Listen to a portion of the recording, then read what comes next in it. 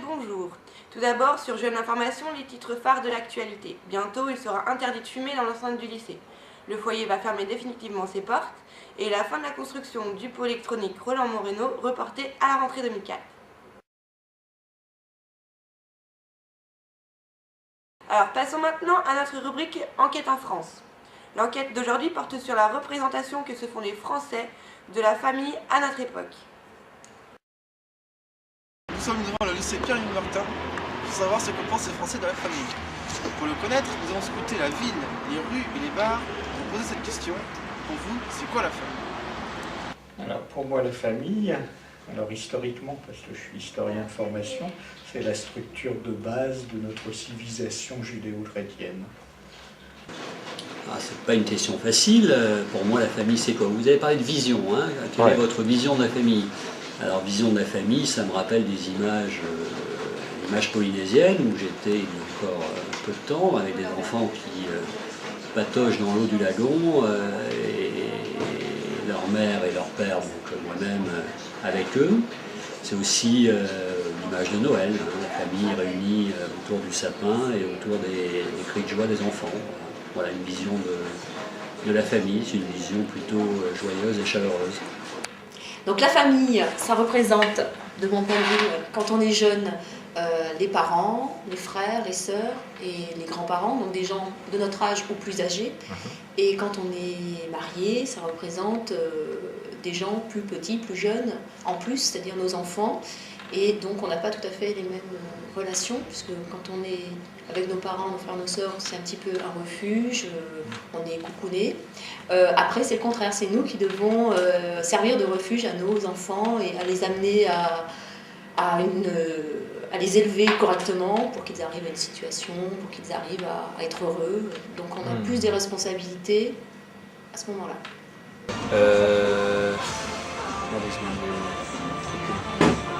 L'éducation,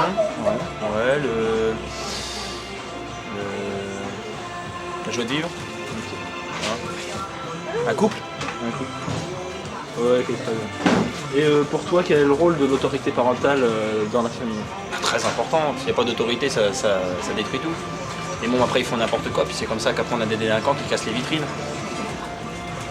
Bon, pour la famille, une maison, oui, une femme, des enfants, un foyer quoi. Ok. Quel est le rôle de l'autorité parentale dans la famille pour toi? Je trouve qu'à l'heure actuelle c'est très important, ça a toujours été important, mais c'est très important dans la mesure où ça donne un équilibre aux enfants. L'autorité parentale est très nécessaire et pour moi je trouve qu'il y a de plus en plus de personnes, ou de moins en moins de personnes, mais de plus en plus de personnes pour moi qui délaissent cette autorité parentale et qui laissent autant cette autorité justement aux professeurs, aux gens d'ailleurs qui ne font pas partie du foyer en fait. Et l'autorité parentale, moi je trouve que c'est très important. Et ça, je me répète, mais ça donne un équilibre aux enfants. C'est amour et éducation. Pour nous faire une idée encore plus précise de ce qu'est la famille, nous avons effectué un sondage sur la population.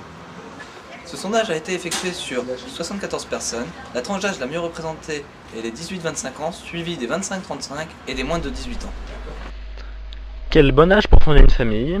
Eh bien, on voit que pour la femme, c'est la vingtaine, alors que pour l'homme, c'est la trentaine. Malgré tout, on peut dire que les avis sont relativement homogènes.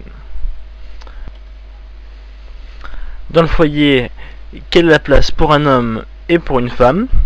Et bien qu'on voit que l'homme a une place importante dans le travail, et c'est la même chose aussi dans l'éducation.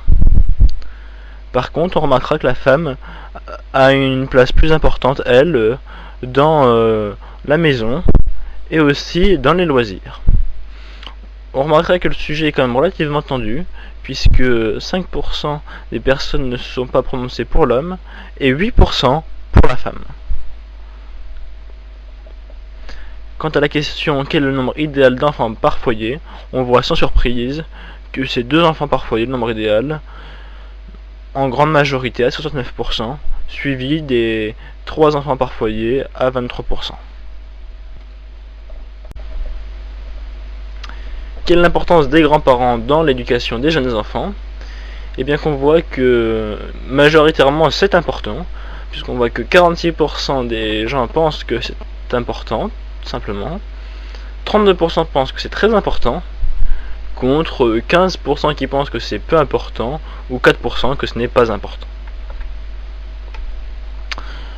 Quant aux couples homosexuels, peuvent-ils fonder une famille dans l'éducation des enfants?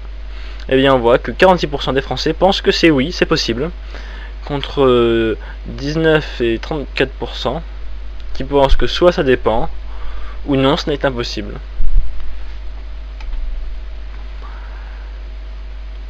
Le mariage est-il important pour fonder une famille? Eh bien là on voit que la majorité pense que c'est pas important, et que 40% pensent que oui par contre c'est important, et 3% de personnes qui ne se prononcent pas.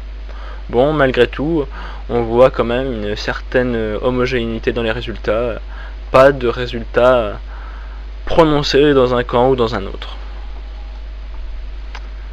Pour finir, quels sont les événements qui rassemblent le plus la famille?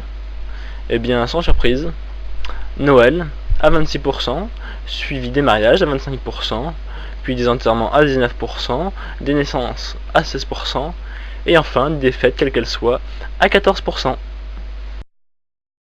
Chacun d'entre nous avons notre propre vision de la famille. J'espère que ce reportage aura pu vous faire découvrir les visions des gens autour de vous, qu'ils soient d'ici ou d'ailleurs. Alors, c'est la fin de notre journal.